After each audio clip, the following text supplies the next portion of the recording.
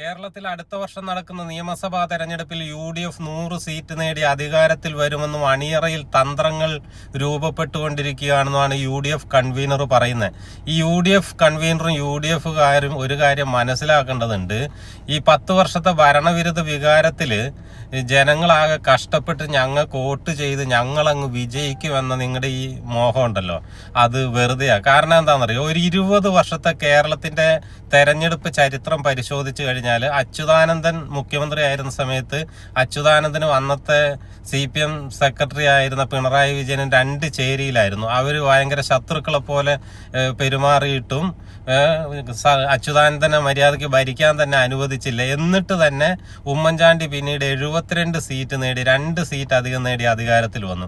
അതിനുശേഷം നടന്ന 2 നിയമസഭാ തെരഞ്ഞെടുപ്പിൽ LDF നല്ല ഭൂരിപക്ഷത്തിൽ അധികാരത്തിൽ വന്നു.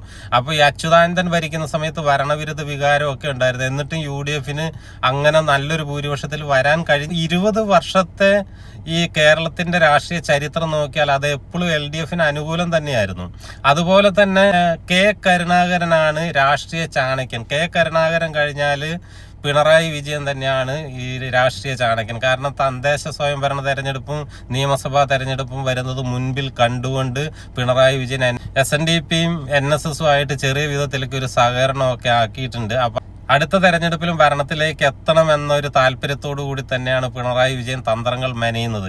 പിന്നെ ഒരു കാര്യം എന്താണെന്ന് വെച്ചാൽ UDF എന്ന് പറയുന്നത് ഒരു ആൾക്കൂട്ടം മാത്രമാണ്, പാർട്ടി അടിത്തട്ടിൽ സെറ്റപ്പില്ല. CPM എന്തൊക്കെ പറഞ്ഞാലും പാർട്ടി ബ്രാഞ്ച് തലം മുതൽ അവരുടേതായ വോട്ടുകൾ ചോർന്നു പോവാതെയൊക്കെ നോക്കാനുള്ള ഒരു പ്രാപ്തിയും കാര്യങ്ങളും കഴിവൊക്കെ LDFന് ഉണ്ട്.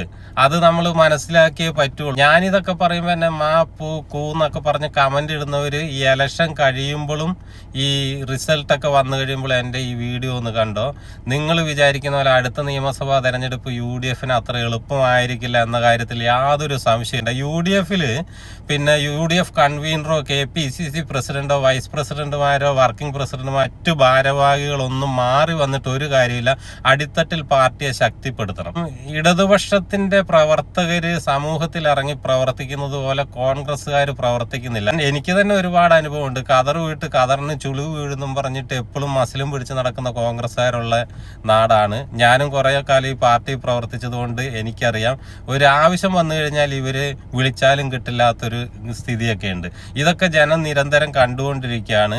അപ്പൊ അതുകൊണ്ട് തന്നെ അടുത്ത തെരഞ്ഞെടുപ്പിൽ ഇടതുപക്ഷത്തിന് തന്നെ അനുകൂലമായ സാഹചര്യമാണ് എന്നാണ് എൻ്റെ ഒരു കണക്കുകൂട്ടല്. മുരളീധരനെയൊക്കെ പോലുള്ള നേതാക്കളുള്ള പുള്ളിനെയൊന്നും അടുപ്പിക്കില്ല. കാരണം കഴിവുള്ളവരെ അടുപ്പിച്ചു കഴിഞ്ഞാൽ ഞങ്ങൾക്ക് കിട്ടുന്ന സ്ഥാനം കൂടി പോകുമല്ലോ എന്ന് ചിന്തിക്കുന്ന 100% നേതാക്കളുള്ള ഒരു പാർട്ടിയാണ് കോൺഗ്രസ്. പിന്നെ എല്ലാവരും പറയും 19 സീറ്റ് നേടി ലോകസഭയിലേക്ക്. അത് ലോകസഭയിലേക്ക് എന്ന് പറഞ്ഞാൽ BJP വീണ്ടും അധികാരത്തിൽ വരാതിരിക്കാനും രാഹുൽ ഗാന്ധി പ്രധാനമന്ത്രി ആകട്ടെ എന്നൊക്കെ വിചാരിച്ച് ജനങ്ങൾ അങ്ങ് ചെയ്തു. അതും ഈ കേരളത്തിലെ നിയമസഭാ തെരഞ്ഞെടുപ്പുമായിട്ട് യാതൊരു ബന്ധവും ഇല്ല.